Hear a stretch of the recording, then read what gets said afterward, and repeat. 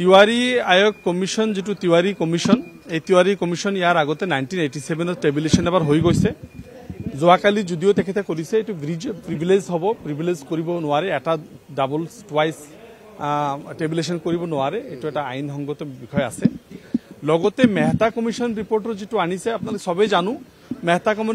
commission যেটো দিয়া হৈছিল সেই মুহূৰ্তে প্ৰাইভেট কোনো গভৰ্ণমেন্ট নহয় আৰু এইটো এই মুহূৰ্তে একেলগে কৰা হৈছে এই কাৰণেই যে তিৱাৰী আয়োগ কমিশনত আমাৰ সেই সময়ৰ আশু বা আমাৰ এজিপিৰ ওপৰত যথেষ্টখিনি চাপ পৰিব আৰু একেটা সময়তে মেহতা কমিশনটো দি তেখেতসকলৰটো ৰিপৰ্ট সিমুলটেনিয়াছলি কৰা মিনিং এইটোৱে যে টিট ফৰ টেট এইটোৰ বিৰুদ্ধে এইটো কৰা হৈছে কিন্তু এইটোতে পাৰ্সোনাল প্ৰাইভেট হেতু কোনো মানে আইনগত ন্যায্যতা নাই এইটো এসেম্বলিত কৰিব নালাগিছিল আই ডোন্ট নো এইটো কেবিনেটে কেনেকে পাস কৰিলে আলটিমেটলি টিট ফৰ টেট কৰিছে এইটো আইনসংগত সরকারের উদ্দেশ্য ক্লিন কাট উদ্দেশ্য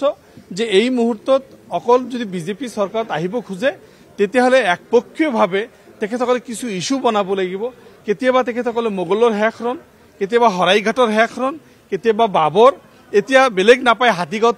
ৰেডি হৈ আছে সেইবিলাক কথা আৰু তাৰ পৰিচয়টো যদি হিন্দু মুসলিম নালাগে ইয়াত যদি সেই বিভেদকামী সৃষ্টি নহয় পুরানা ঘা 42 বছৰীয়া ঘা খুচুৰি তিৱাৰী কমিশনৰ জৰিয়তে যদি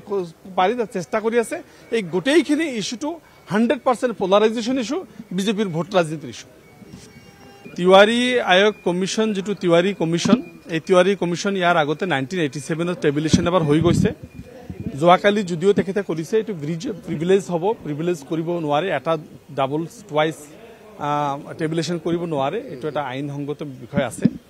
লগতে মেহতা কমিশন ৰিপৰ্টৰ যেটো আনিছে আপোনালোক সবে জানো মেহতা কমিশন যেটো দিয়া হৈছিল সেই মুহূৰ্তে প্ৰাইভেট কোনো গভৰ্ণমেন্ট নহয় আৰু এইটো এই মুহূৰ্তে একেলগে কৰা হৈছে এই কাৰণেই যে তিৱাৰী আয়োগ কমিশনত আমাৰ সেই সময়ৰ আশু বা আমাৰ এজিপিৰ ওপৰত যথেষ্টখিনি চাপ পৰিব আৰু একেটা সময়তে মেহতা কমিশনটো দি তেখেতসকলৰটো ৰিপৰ্ট সিমুলটেনিয়াছলি কৰা মিনিং এইটোৱে যে টিট ফৰ টেট এইটোৰ বিৰুদ্ধে এইটো কৰা হৈছে কিন্তু এইটোতে পাৰ্সোনাল প্ৰাইভেট হেতু কোনো মানে আইনগত ন্যায্যতা নাই এইটো এসেম্বলিত কৰিব নালাগিছিল আই ডোন্ট নো এইটো কেবিনেটে কেনেকে পাস কৰিলে আলটিমেটলি টিট ফৰ টেট কৰিছে এইটো আইনসংগত সরকারের উদ্দেশ্য ক্লিন কাট উদ্দেশ্য যে এই মুহূর্তত অকল যদি বিজেপি সরকার আহিব খুঁজে তেতিয়াহলে একপক্ষীয়ভাবে তেখেতসকলে কিছু ইস্যু বনাব লাগিব কেতিয়াবা তেখেতসকলে মোগলৰ হেখৰণ কেতিয়াবা হৰাইঘাটৰ হেখৰণ কেতিয়াবা বাবৰ এতিয়া বেলেগ নাপায় হাতীগত ৰেডি হৈ আছে সেইবিলাক কথা আৰু তাৰ পৰিচয়টো যদি হিন্দু মুসলিম নালাগে ইয়াত যদি সেই বিভেদকামী সৃষ্টি নহয় পুরানা ঘা 42 বছৰীয়া ঘা খুচুৰি তিৱাৰী কমিশনৰ জৰিয়তে যদি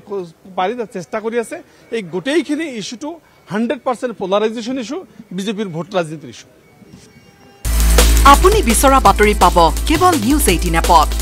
নিউজ 18 এপ ডাউনলোড কৰিবলৈ স্ক্যান কৰক এই QR কোড গুগল প্লে ষ্টৰতো পাব এই নিউজ 18 এপ